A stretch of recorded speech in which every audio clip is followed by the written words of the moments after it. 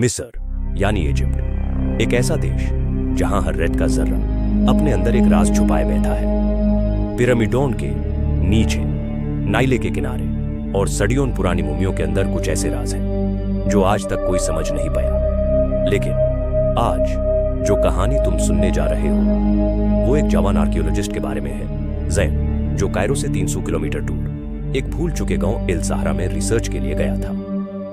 Music gets darker, soft winds blowing. Zain को एक पुरानी किताब मिली थी। उस किताब में लिखा था, जो भी राहेम नौट के मकबारे तक पहुंचता है उसकी जिंदगी बदल जाती है या फिर उसकी मौत उससे पहले मिल जाती है।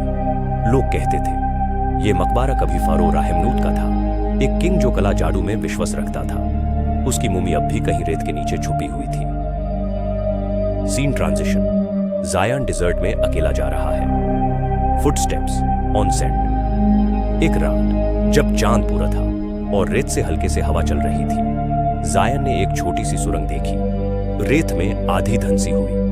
उसने फ्लैशलाइट निकाली और अंदर घुस गया।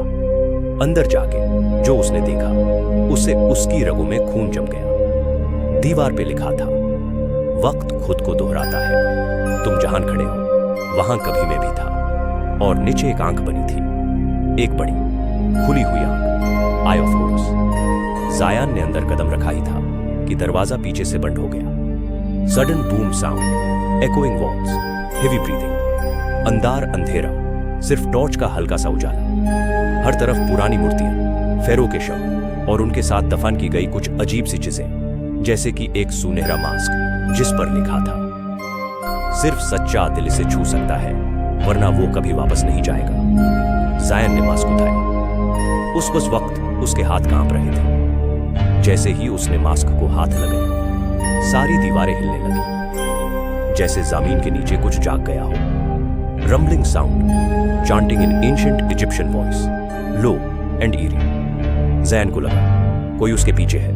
उसने मुड़ के देखा और उसकी आंखों के सामने एक जिंदा मुमी थी, राहेमनूत खुद। उसका चेहरा आधा जला, आंखें सुनी सुनी लेकिन बोलती थी।